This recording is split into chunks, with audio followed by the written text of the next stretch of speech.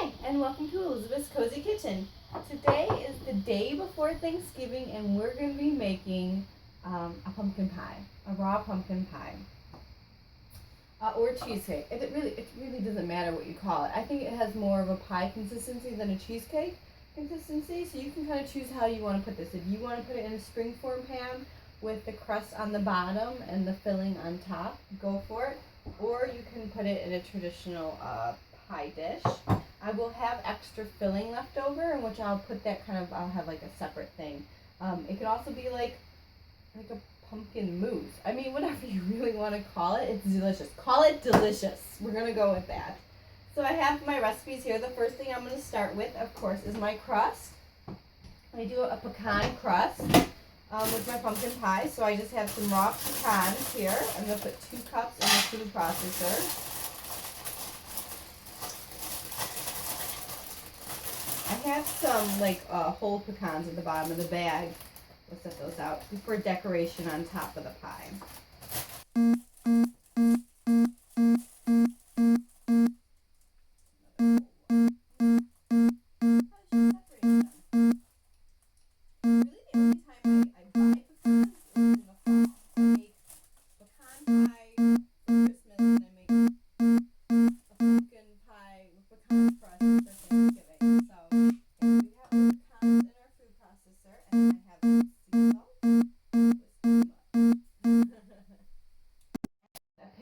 I don't measure my salt. And then we have the dates. So I'm going to do about 10 dates first. I have them soaked. If you have really soft, fresh dates, you don't need to soak them. Of course, when you pit your medjool dates, you take out the pit and separate them from the pecans so you don't mix them up. And sometimes they have a little stem thing, and you want to make sure you get that off as well. And none of these are having. And also, make sure you don't accidentally put the pit in the food processor and the date here, because I've done that a bunch of times. And then the food processor complains. 1, 2, 3, 4, 5, 6, 7, 8. Here, this one has, it's a little stem piece right here. Let me take it off with the pit. 9, last one. I should have counted them when I put them in the water as opposed to when I'm throwing them in. But you never know, sometimes you need a few extra dates. It depends on how big it is. And process.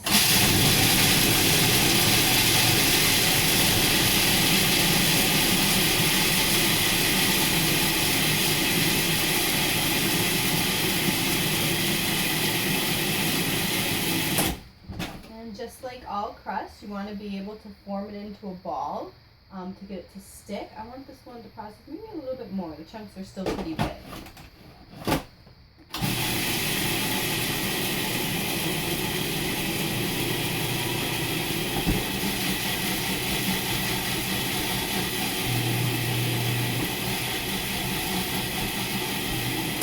What you see me doing, and I know I do it in a lot of videos, is I'm tilting the food processor forward and I'm shaking it.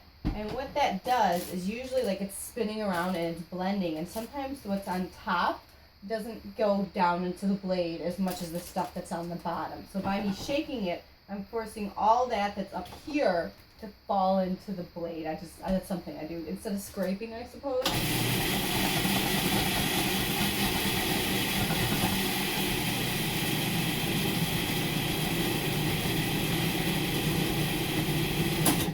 And then what I kind of see is that it starts to kind of ball up inside the food processor a little bit more. So this is what I've got so far.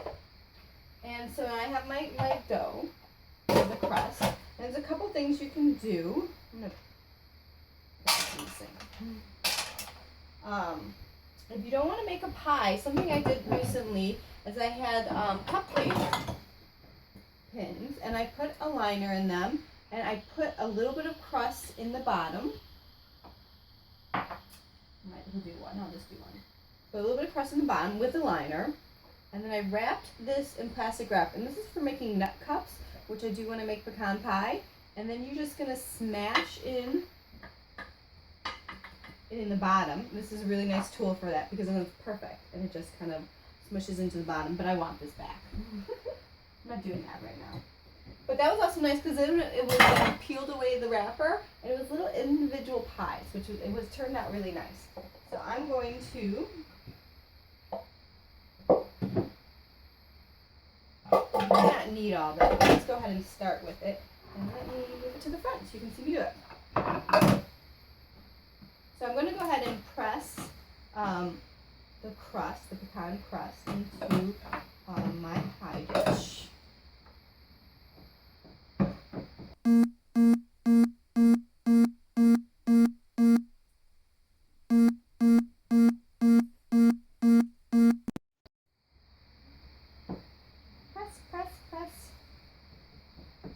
Sometimes you see me use like my little tiny rolling pin from Pampered Chef when I do this kind of stuff, but I didn't pull it out, so I'm just not going to use it.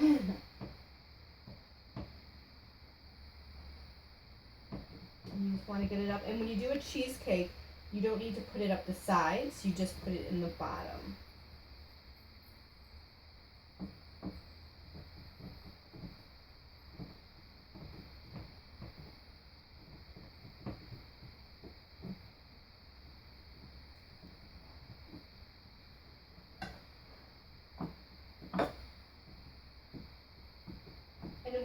I like when this crust is a little bit oilier because we process it a little bit more. Sometimes the crust can be dry. And this crust is oilier, which is going to be good because it's going to make it easier to kind of scoop out the slices. You know, when you cut it and you have to take out a slice. And I have to admit, it's not as pretty as when you take off a pumpkin pie slice. But it's delicious and it usually stays intact. Not the first slice, but the other ones sometimes do. So I have my crust, and now I'm going to make my filling. So I have carrot juice. If you don't want to use carrot juice, don't use carrot juice. I feel like the main reason we use carrot juice when we make a pumpkin pie is for the color. It's orange. It does add a little bit of sweetness. But I think it's mostly for the color. So we're going to do half a cup of carrot juice and then half a cup of almond milk.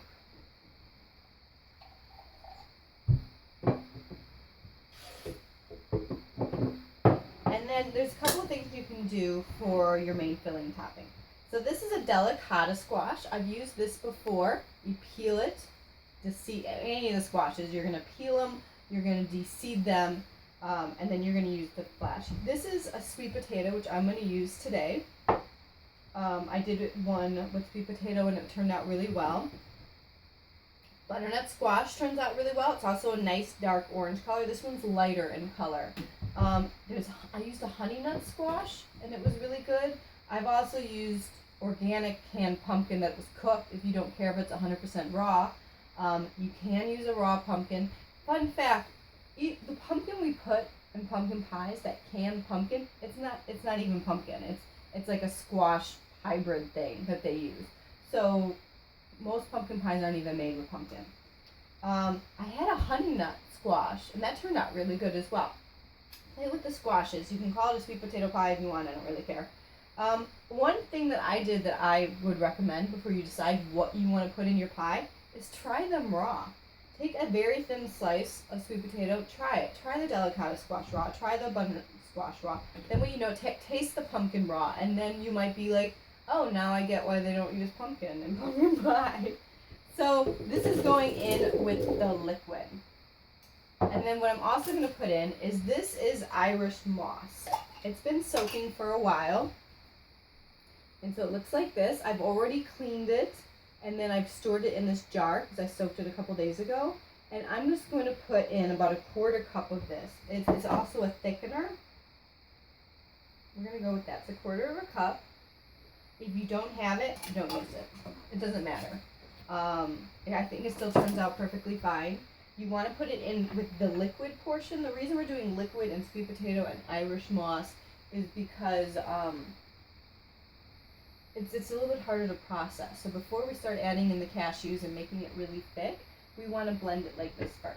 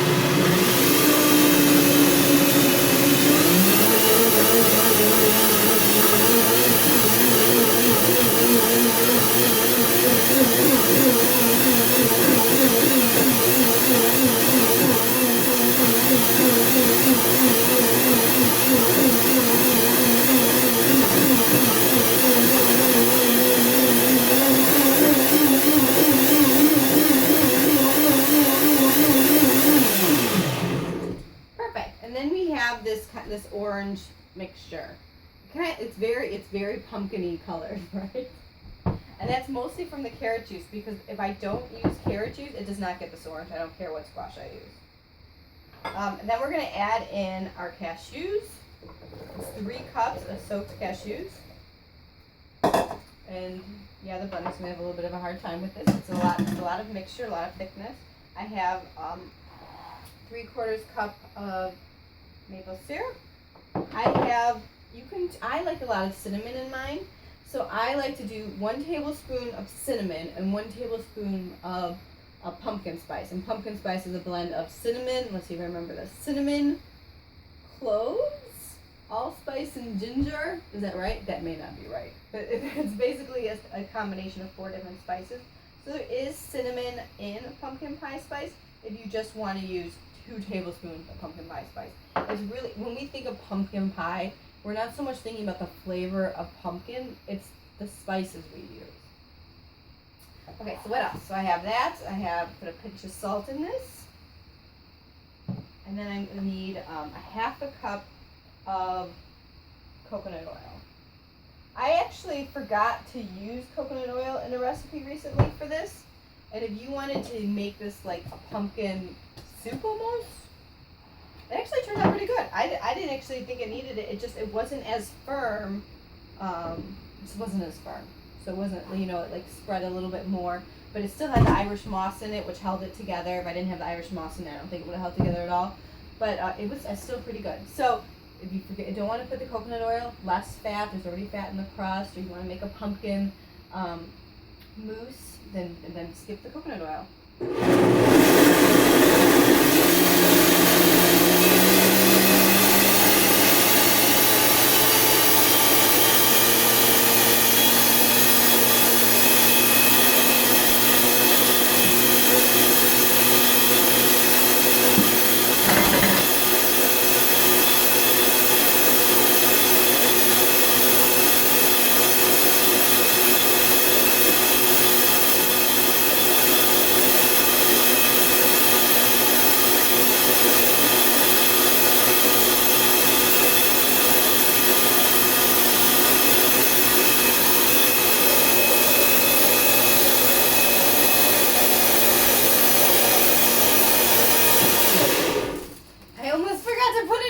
I just added the coconut oil.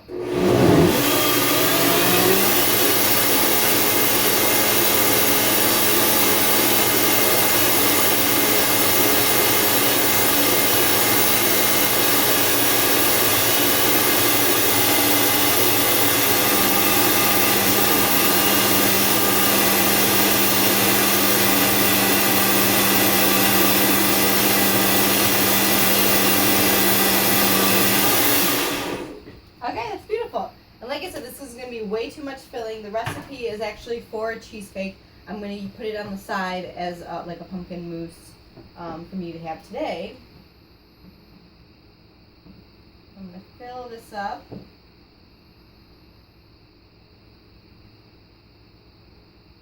Actually, there's not that much left.